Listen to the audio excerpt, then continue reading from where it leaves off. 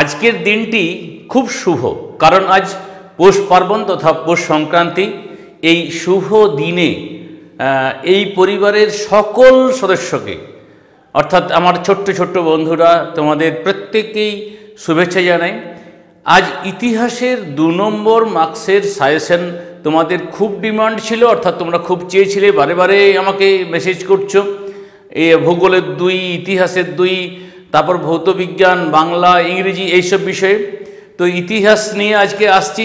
হ্যাঁ, উত্তর কিভাবে লিখবে তার চারটে উদাহরণ তোমাদের দিয়ে দেখিয়ে দেবো যে কি করলে ফুল মার্কস পাওয়া যায়। ঠিক আছে, তো আমরা শুরু করি।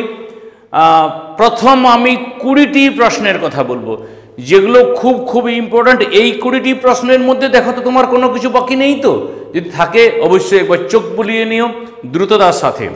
আর তারপরে আরেকটি অংশ বলবো, যে অংশটা ইম্পর্ট্যান্ট কিন্তু কম। তা বলে এমন কোনো মানে নয় যে ওগুলো করব না, কারণ ওগুলো তোমাকে দেখতে হবে। ইতিহাসে বিগত 2 বছরের যে তিক্ত অভিজ্ঞতা বিভিন্ন মহলে রয়েছে, তাতেই কিন্তু আমাদের অনেকটা ভাবায়। যদিও আমাদের বিগত 2 বছরের সাজেশনের শর্ট প্রশ্ন বাদ দিয়ে বাকি সব কিন্তু স্টুডেন্টরা করে আসতে পেরেছে। তো চলো দেখা যাক। প্রথম প্রশ্ন হচ্ছে, ফার্স্ট মেকলে মিনিট কি? এই মেকলে মিনিট প্রশ্নটি তোমাদের করা আছে কিনা দেখে নাও। এবং উত্তরে লিখতে হচ্ছে না, ব্রিটিশ শাসিত ভারতে পাশ্চাত্য শিক্ষার বিস্তারে মেকলে মিনিটের গুরুত্বপূর্ণ ভূমিকা রয়েছে। জনশিক্ষা কমিটির, এটা ফার্স্ট প্যারা। দি সেকেন্ড প্যারা স্টার্ট হচ্ছে, জনশিক্ষা কমিটির সভাপতি টমাস বেবিংটন মেকলে ভারতে প্রাচ্য শিক্ষার পরিবর্তে এদেশে, আর যদিও এদেশে না লিখলেও হবে, পাশ্চাত্য শিক্ষার বিষয়ে যে বিখ্যাত প্রস্তাব পেশ করেন তা ম্যাকলে মিনিট নামে পরিচিত। প্রস্তাব কি ছিল? এখানে 1.5 মার্কস কমপ্লিট। অর্থাৎ আবার যদি তুমি খুব দুর্বল স্টুডেন্ট হও, যদি অন্য নাম্বার কম উঠে, হয়তো এখানেই তোমাকে 2 মার্কস দিয়ে দিতে পারে। তার প্রস্তাবে কি বলা হয়েছিল না, পাশ্চাত্য শিক্ষা প্রাচ্যের তুলনায় বহুগুণে উৎকৃষ্ট, প্রাচ্যের শিক্ষা ভালো নয়, নানা রকম এই বিষয়গুলো লেখা ছিল। এদেশের উচ্চ ও মধ্যবিত্তদের মধ্যে ইংরেজি শিক্ষার প্রসার ঘটলে চুইয়ে পড়ার নীতি অনুসারে ক্রমে তার নিচু তলায় ছড়িয়ে পড়বে। ফলাফলে কি হয়েছিল? বেন্টিং ভারতে ইংরেজি শিক্ষার প্রসারকে সরকারের শিক্ষানীতি হিসাবে ঘোষণা করেছিল। এটা ছিল 2 মার্কসের। 4 মার্কসের পড়লেও একটুকু এখান থেকে আরামসে লেখা যাবে। আর এখানে 3টে দেওয়া ছিল, তুমি 1টি কি 2টি শেষ উপসংহারে কিন্তু এই লাইনটা অবশ্যই তোমাকে লিখতে হচ্ছে। 19 শতকের দ্বিতীয়ার্ধকে সভা সমিতির যুগ বলা হয় কেন? সেই প্রশ্নটার উত্তর দেখো কি লেখা হচ্ছে না, পাশ্চাত্য শিক্ষার সংস্পর্শে ও মানুষের মধ্যে রাজনৈতিক চেতনার উন্মেষ ঘটলে বা বৃদ্ধি পেলে, যার যেমন বাংলা হবে আর কি। 19 শতকে বাংলা তথা গোটা ভারতে জাতীয় চেতনার উন্মেষ ও বিকাশের ফলে, মানে উন্মেষ হয় এবং বিকাশ ঘটে, ফলে বেশ কিছু রাজনৈতিক সভা সমিতি গড়ে ওঠে সারা ভারত জুড়ে। মূলত বাংলায় প্রথমে গড়ে উঠেছিল, তারপরে ভারতবর্ষের বিভিন্ন দিকে গড়ে উঠেছিল। যেমন কলকাতায় কয়েকটি সভা সমিতি, বঙ্গভাষা প্রকাশিকা, জমিদার সভা, হিন্দু মেলা, মাদ্রাজ মহাজন সভা ইত্যাদি। এই সমিতিগুলি দেশের স্বার্থরক্ষা এবং তখনকার দিনের ব্রিটিশদের অত্যাচার ও শোষণের বিরুদ্ধে জনমত গড়ে তুলতে সচেষ্ট হয়েছিল, যার চূড়ান্ত রূপ ছিল ভারতীয় জাতীয় কংগ্রেসের প্রতিষ্ঠা। তাই ঐতিহাসিক ডক্টর অনিল শীল তার এই গ্রন্থটির নাম, যাদের মনে রাখতে পারবে তার নাম মনে না রাখলেও চলবে, the emergence of Indian nationalism গ্রন্থে 19 শতকের দ্বিতীয়ার্ধকে সভা সমিতির যুগ বলে উল্লেখ করেছেন।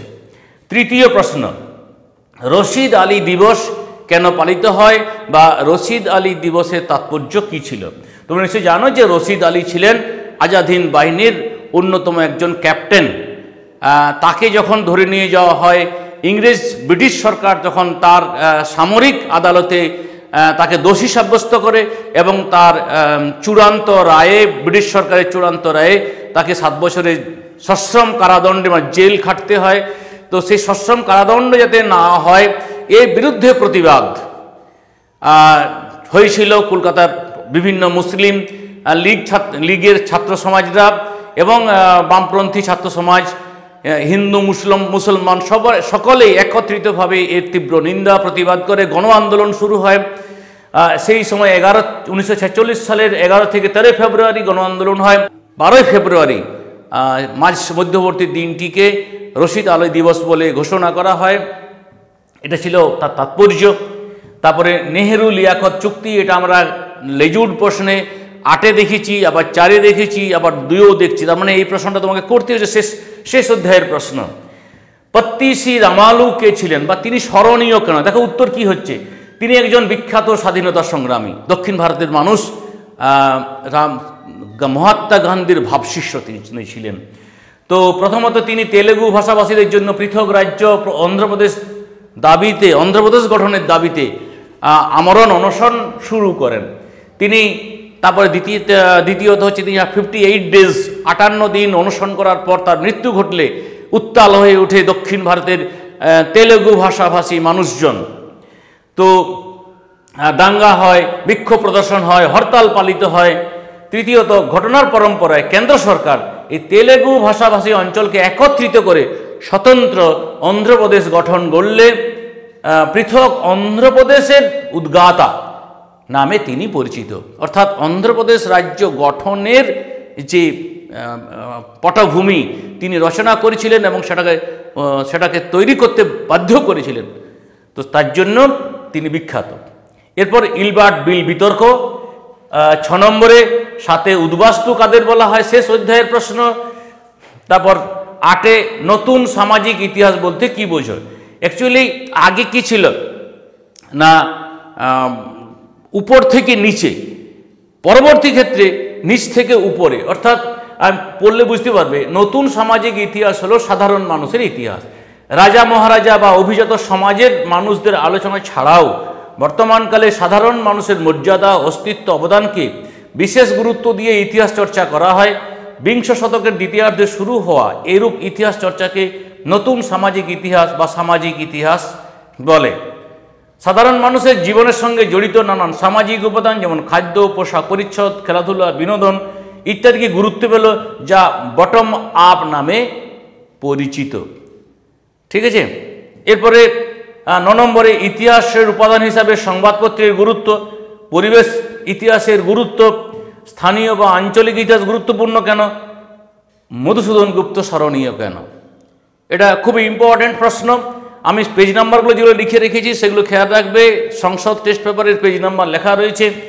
কেন কাদের শ্রীরামপুর ত্রয়ী বলা হয়, হিন্দু মেলা প্রতিষ্ঠার উদ্দেশ্য কী ছিল, ওয়ার্কস অ্যান্ড পেজেন্টস পার্টি কেন প্রতিষ্ঠিত হয়, দ্বার কমিশন কেন গঠিত হয়েছিল, মাদারি পাশি কে ছিলেন বা তিনি স্মরণীয় কেন, তিনি বিখ্যাত কেন, বসু বিজ্ঞান মন্দির কি উদ্দেশ্যে প্রতিষ্ঠা করেন বা সেখানে কি কাজকর্ম হতো, অর্থাৎ বসু বিজ্ঞান মন্দিরে।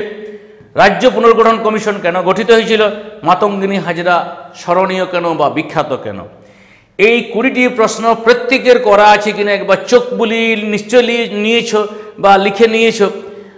তোমাদের যদি ডিমান্ড থাকে যে এই সমস্ত অংশের একটা পিডিএফ, তাহলে হোয়াটসঅ্যাপ লিঙ্কে আমি এই পিডিএফটা পোস্ট করে দেবো, সেখান থেকে দেখে নেব। তবে তোমাদের একটা কাজ হচ্ছে, প্লিজ এগুলোকে শেয়ার করে দিও, কারণ যাতে ভালো মার্কস ওঠে প্রত্যেকের, সেটার দায়িত্ব তোমার কিন্তু রয়েছে যে অপরকে হেল্প করা। এই মানসিকতা থাকা কিন্তু আমাদের উচিত।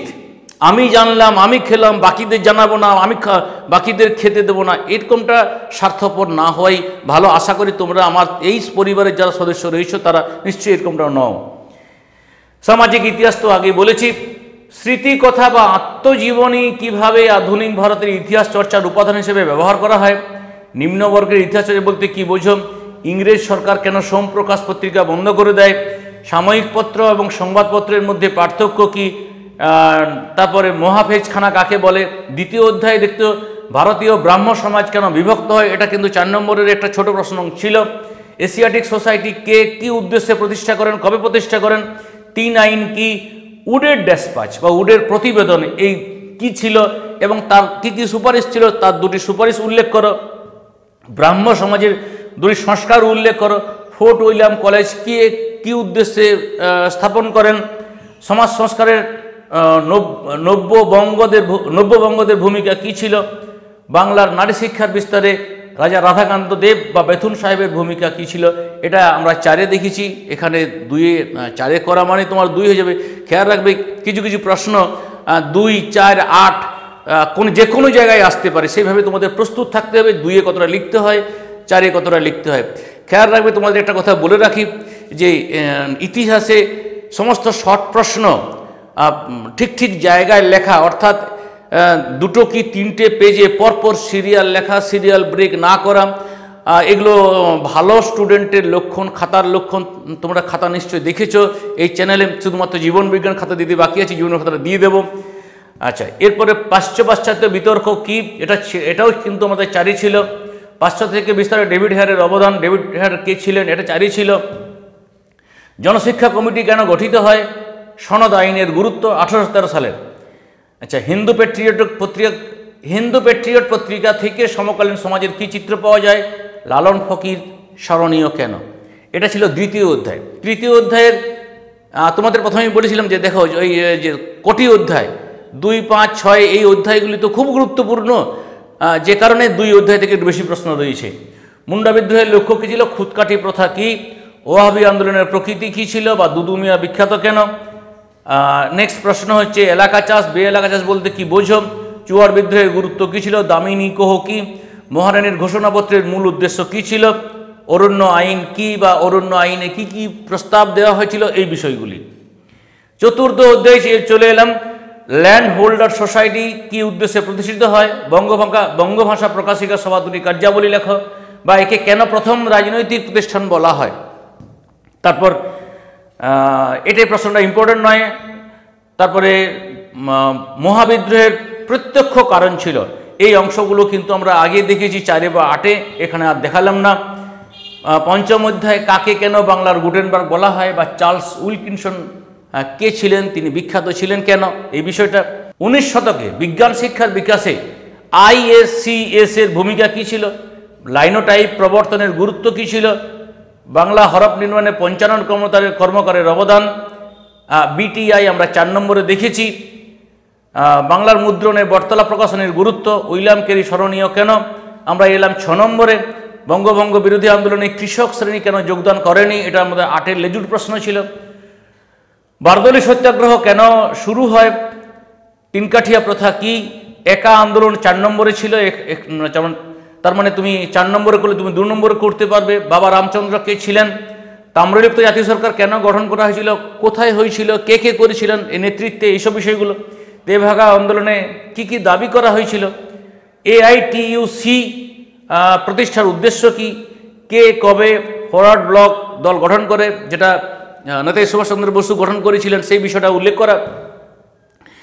তারপর গান্ধী কেন ডান্ডি অভিযান করেছিলেন, চৌরি চৌরা ঘটনা কেন গুরুত্বপূর্ণ, কংগ্রেস সমাজতান্ত্রিক দল কেন প্রতিষ্ঠিত হয়েছিল বা কী উদ্দেশ্যে হয়েছিল, বঙ্গভঙ্গ বিরোধী আন্দোলনের প্রধান ধারাগুলি কী কী ছিল, সারা ভারত কিষাণ সভা কেন প্রতিষ্ঠিত হয়েছিল। 7ম অধ্যায়ে জ্যোতিরাও ফুলে, এখানে অনেকজন আছেন যাদের কথা মনে রাখতে হবে। অরন্ধন দিবস, অ্যান্টি সার্কুলার সোসাইটি, তারপর এই যে এদের মধ্যে মাস্টারদা সূর্য সেন, প্রীতিলতা ওয়াদ্দার, এই দুটো অন্তত দেখবে। ওদিকে তুমি তো মাতঙ্গিনী হাজরা আগেই দেখেছ। সাম্প্রদায়িক বাটোয়ারা নীতি কি, LOC, অলিন্দ যুদ্ধ, দলিত কাদেরও কেন বলা হয়, বেঙ্গল ভলেন্টিয়ার্সের গুরুত্ব কি, তারপর ডান্ডি যাত্রার ঐতিহাসিক গুরুত্ব লেখো।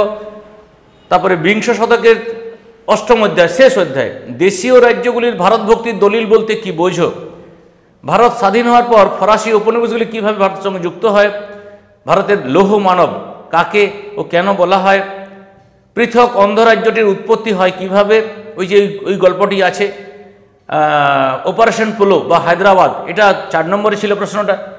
দলিত কাদের বলা হয়, ওটা রয়েছে। পেপসু, দেশীয় রাজ্য বলতে কি বোঝো, মাউন্ট ব্যাটেনের প্রস্তাব কী ছিল, পুনর্বাসনের যুগ বলতে কি বোঝায়, ভারত বিভাজন কি অবশ্যম্ভাবী ছিল, ভাষাভিত্তিক রাজ্য গঠনের ফল কি হয়েছিল।